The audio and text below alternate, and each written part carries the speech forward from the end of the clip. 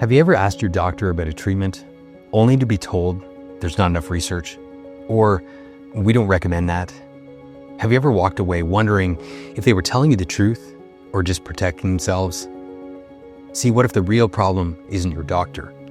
What if it's the system they were trained in? In this episode, we're going to unpack why even well-meaning doctors sometimes feel forced to play it safe, why innovation in medicine gets buried under fear, and why too many healthcare professionals are, quite frankly, afraid to speak the truth.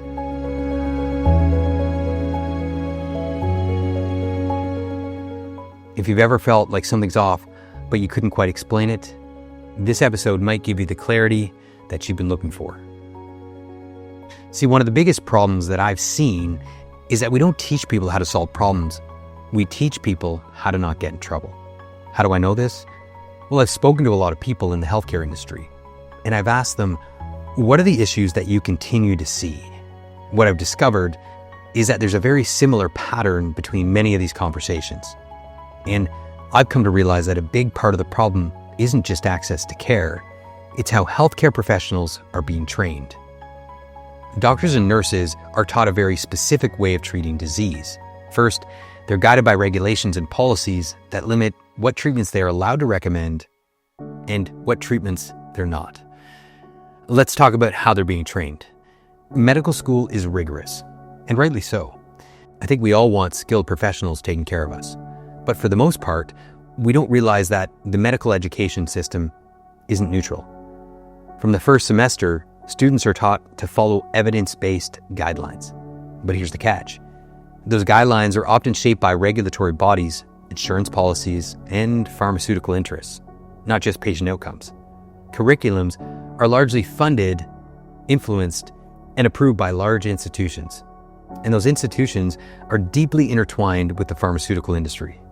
Doctors are trained to follow standard of care protocols, which are essentially flowcharts. If a patient has symptom A, prescribe medication B. There's very little room for individualization and even less room for innovation. Now, that might make sense in a high-pressure ER scenario, but for chronic conditions or autoimmune diseases, or even neurodegeneration, this rigid one-size-fits-all approach fails a lot of people.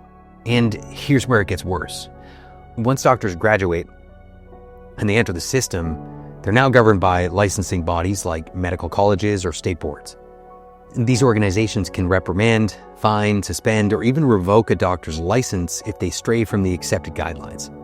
So let's say a physician wants to try a treatment that's off-label, something that's shown to be beneficial in smaller studies or clinical practice, but it isn't officially approved for that condition.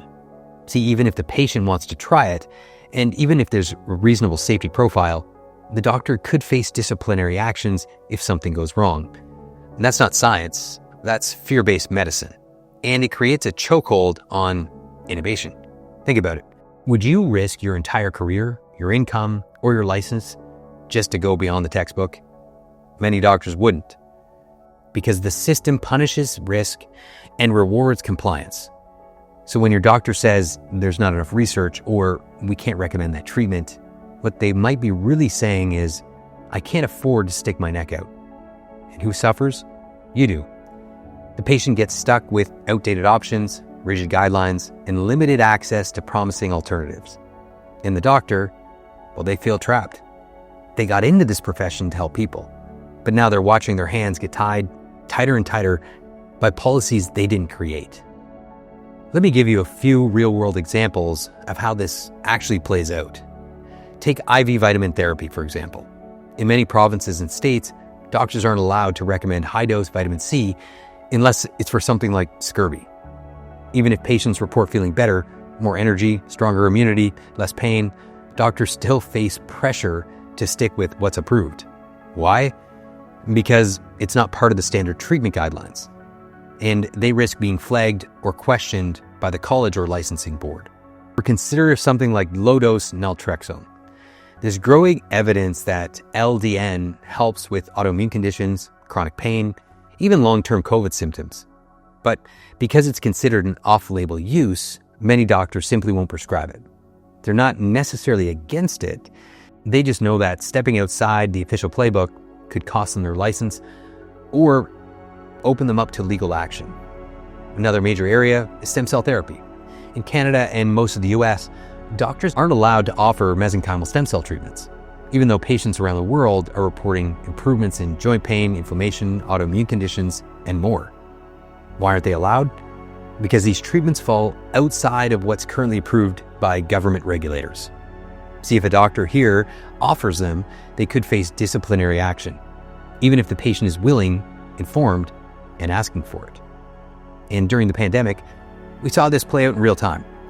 See, doctors who recommended early treatment protocols using things like ivermectin, hydroxychloroquine, or even high-dose vitamin D were publicly reprimanded, fined, and they had their license suspended.